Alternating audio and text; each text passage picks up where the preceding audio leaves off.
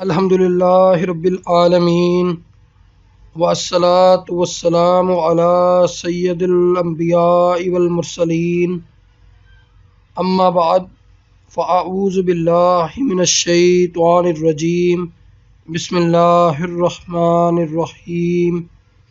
अस्सलामु अलैकुम। आज का हमारा टॉपिक है time independent Schrodinger wave equation.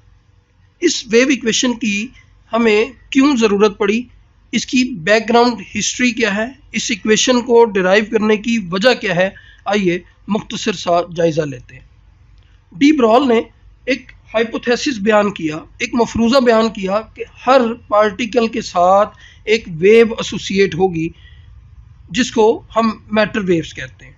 लेकिन उसने इस मफरूज़े का ना तो कोई एक्सपेरिमेंटल प्रूफ हमें दिया और ना ही उसके पास मैथमेटिकल इक्वेशन थी, जबकि डेवियन एंड जर्मर ने और जीपी थॉमसन ने इसका एक्सपेरिमेंटल प्रूफ हमें दे दिया था।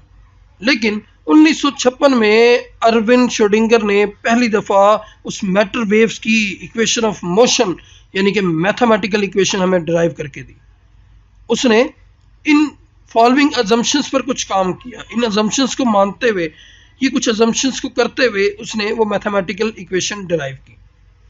उसने कहा कि ये जो डी ब्रॉल वेवलेंथ है, ये जो डी ब्रॉल वेव है, ये दरअसल एग्जिस्ट करती है हर उस पार्टिकल के लिए जो किसी भी फील्ड ऑफ फोर्स में पाया जाता है।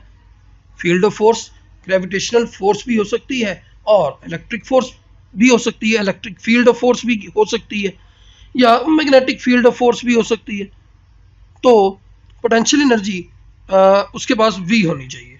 देखें, पढ़ते हैं नोट्स से। The de Broglie wavelengths hold good for any particle, हर उस पार्टिकल के लिए जो मूव हो रहा है in any field of force with potential energy V, उसके पास क्या होनी चाहिए? पोटेंशियल एनर्जी वी होनी चाहिए।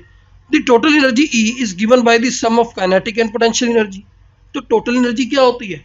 वो सम होता है पोटेंशियल एनर्जी का और काइनेटिक एनर्जी का।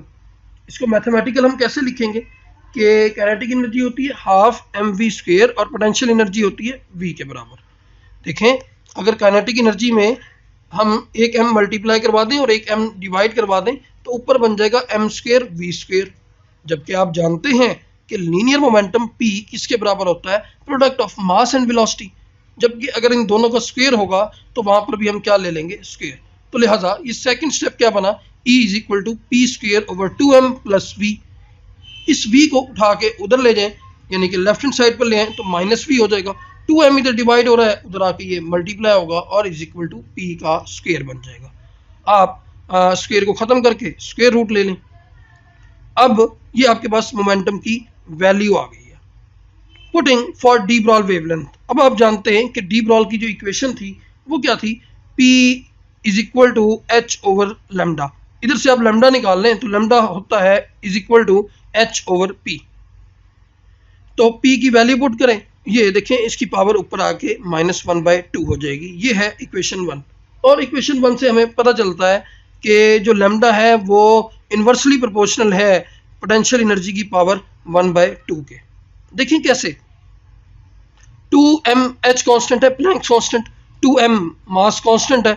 एनर्जी डिपेंड करती है काइनेटिक एनर्जी और पोटेंशियल एनर्जी पर, लिहाजा एनर्जी तो पोटेंशियल एनर्जी पर डिपेंडेंट है, लिहाजा हम उसका जिक्र नहीं करेंगे।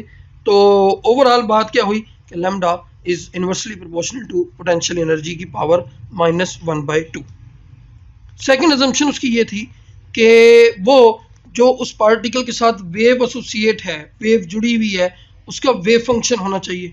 वेव फंक्शन की प्रॉपर्टीज आप पढ़ चुके हैं कि ये सिंगल वैल्यूड होना चाहिए और इन्फिनिटी पर इसको वैनिश हो जाना चाहिए, यानी कि ज़ीरो हो जाना चाहिए। और ये जो है वो सिंगल वैल्यूड और क्या था? डिफरेंशिएबल भी ये होना चाहिए। तो लिहाजा ये ऐसा हमने एक वेव फंक्शन जो उस पार्टिकल के साथ वेव एसोसिएट है उसके लिए हमने लिखा। Psi naught, psi is equal to psi naught e power minus iota omega T. इधर जो साई नॉट है वो एम्पलीट्यूड है और ई की पावर में जो आयोटा ओमेगा, ओमेगा जो है वो एंगुलर फ्रीक्वेंसी है, टी टाइम है। ये इक्वेशन 2 है। और आप जानते हैं कि वेव फंक्शन जो है वो कोऑर्डिनेट एक्सिस पर और टाइम पर डिपेंड करता है, यानी कि एक्स वाई जेड और टी का फंक्शन होता है। अब हमने ये जो वेव फंक्शन है ये प्लेन वेव की इक्वेशन में पुट करनी है, लिहाजा प्लेन वेव की इक्वेशन देखें, ये नीचे लिखी है, del square psi is equal to 1 over you का square partial square psi over partial T square. तो हमें यहाँ पर ज़रूरत थी कि हम साई का डबल डेरिवेटिव ले सकें विद रिस्पेक्ट टू टाइम, लिहाजा हमने वो लिया। जब हमने वो लिया तो ये देखें, differentiate equation 2 twice with respect to T, we get कैसे, जब ई की पावर का कोई भी डेरिवेटिव लें तो वो पावर अगर नीचे आ जाती है साथ, और ई का डेरिवेटिव वो खुद होता है। लिहाजा एक दफ़ा उतरा माइनस आयोटा ओमेगा, और साथ जो है वो e power minus iota omega t, t का डेरिवेटिव जो है 1 हो गया। दूसरी दफ़ा डेरिवेटिव लिया, एक और माइनस उतरा तो पिछले माइनस से वो प्लस हो गया, लेकिन जब आयोटा का स्क्वायर बना तो वो दोबारा माइनस लगा। साइन नॉट चूँकि कोएफिशिएंट था, लिहाजा वो हर दफ़ा साथ आता रहा।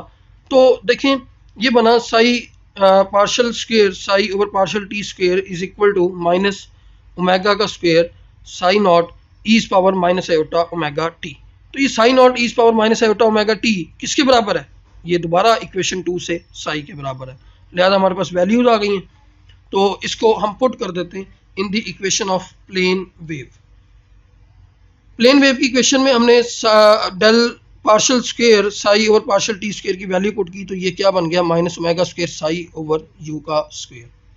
तो देखें हम जानते हैं कि ये माइनस है, उधर जाके प्लस हो जाएगी और राइट हैंड साइड पे 0 आ जाएगा। ये इक्वेशन 3 बना लें, where U is the velocity of the wave and is given by, आप जानते हैं कि v इज इक्वल टू होता है एफ लैम्डा, और क्वांटम मैकेनिक्स में हम फ्रीक्वेंसी को रिप्रेजेंट करते हैं न्यू से, न्यू ग्रीक लेटर है, लिहाजा u is equal to nu lambda. और इक्वेशन 5 हो गई, एंगुलर फ्रीक्वेंसी है तो लीनियर फ्रीक्वेंसी से इसका जो रिलेशन है वो 2 पाई से मल्टीप्लाई करवा कर होगा। तो लिहाजा by putting value of u and omega in equation 3, ये जो दोनों वैल्यूज हैं ये, यानी कि इक्वेशन 4 और इक्वेशन 5 को अगर आप इक्वेशन 3 में पुट कर दें तो हमारे पास इक्वेशन 6 बन जाएगी। देखिए ओमेगा स्क्वायर में 2 pi over new 2 pi nu put किया और उसका स्क्वायर लेंगे तो नीचे भी स्क्वायर बनेगा, इधर से क्या कट जाएगा जी, आपका दोनों तरफ से न्यू का स्क्वायर और ऊपर भी और नीचे भी न्यू का स्क्वायर जो है वो कैंसिल हो जाएगा, बाकी आपके पास बचेगा 2 पाई का स्क्वायर ओवर लैम्डा का स्क्वायर। तो इसको हमने पावर रूल के मुताबिक एक ही जगह पर लिख लिया, ये आपके पास बन गई है equation 6। It is a general equation of wave motion and is independent of time. देखिए ये जनरल इक्वेशन है और यहाँ पर नजर भी आ रहा है कि ये इंडिपेंडेंट ऑफ टाइम है, क्योंकि डेल स्क्वायर के तो कोऑर्डिनेट्स होते हैं ना, partial square over partial x का square plus partial square over partial y का स्क्वायर जे और ये के साथ, लिहाजा ये टाइम के ऊपर डिपेंड नहीं कर रही। अब हम अगर इसमें ये डी ब्रॉल की वेवलेंथ की वैल्यू पुट कर दें, यानी कि फ्रॉम इक्वेशन 1 इन 6, 1 की वैल्यू उठा के 6 में पुट करें, यानी कि लैम्डा की वैल्यू पुट कर रहे हैं, तो ये आपके पास क्या बनेगी, एच का square over 2m E minus V. देखिए क्योंकि लैम्डा का स्क्वायर था तो वहाँ से वो जो -1/2 पावर थी वो कैंसिल हुई और ये नीचे आया,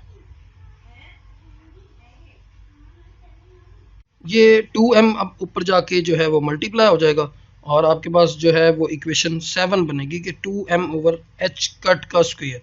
यहाँ पर देखें पहले h था और ये जो h कट है वो होता है रिड्यूस्ड प्लैंक्स कांस्टेंट, तो इसकी जो वैल्यू है h इज इक्वल टू बराबर होता है 2 पाई h कट, यानी कि h कट की वैल्यू होती है h ओवर 2 पाई, कि जब आप प्लैंक्स कांस्टेंट h को 2 पाई से डिवाइड करवा दें तो वो रिड्यूस्ड प्लैंक्स कांस्टेंट बनता है, और इस तरह आपने इक्वेशन 7 बना ली है।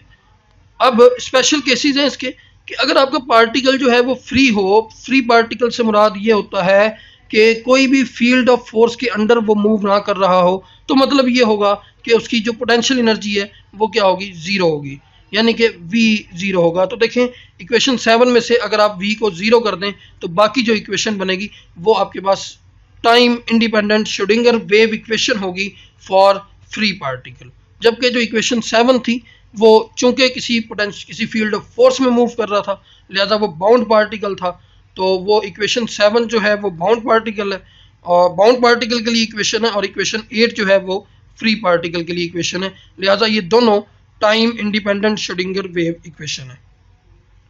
अगर आपसे पेपर में पूछा जाए जनरलाइज मतलब right a note on time independent Schrodinger wave equation, तो फिर आप ये सारा करेंगे, लेकिन अगर उसने सिर्फ और सिर्फ फ्री पार्टिकल के लिए पूछा है तो आप ये स्पेशल केस तक लेकर जाएंगे, यानी कि इक्वेशन 8 तक लिखेंगे, और अगर उसने स्पेशल बाउंड पार्टिकल के लिए पूछा है तो इक्वेशन 7 पर ही आप उसको रोक देंगे।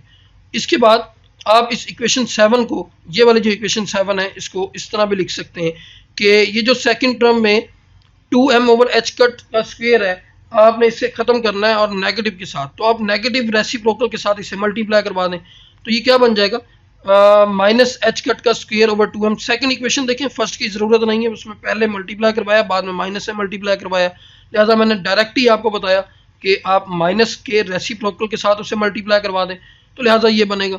और फिर अगर आप ई को छोड़ के v और दिस इसमें से साई को कॉमन ले लें, तो ये जो ब्रैकेट के अंदर बना है इसको आप एक नया नाम दे दें h, और इधर जो h है वो हैमिल्टोनियन ऑपरेटर कहलाता है, जो किसी भी वेव फंक्शन पे लगता है। यहाँ से आप इक्वेशन बना लेंगे h psi is equal to e psi. h क्या है, हैमिल्टोनियन ऑपरेटर, जो कि दरअसल एनर्जी ऑपरेटर ही होता है, और उसकी वैल्यू क्या होती है, ये माइनस एच कट का स्क्वायर ओवर 2m डेल का स्क्वायर प्लस v। तो ये आपकी दरअसल इक्वेशन है explicitly independent of time, Schrodinger wave equation की टाइम इंडिपेंडेंट इक्वेशन है और बड़ी मशहूर इक्वेशन है। उम्मीद है कि आपको ये लेक्चर समझ आया होगा। कोई सवाल हो तो वो लाजमी पूछ लीजिएगा। अल्लाह आपको इस वबा से महफूज फरमाए। आमीन इलाही आमीन। अल्लाह हाफिज़।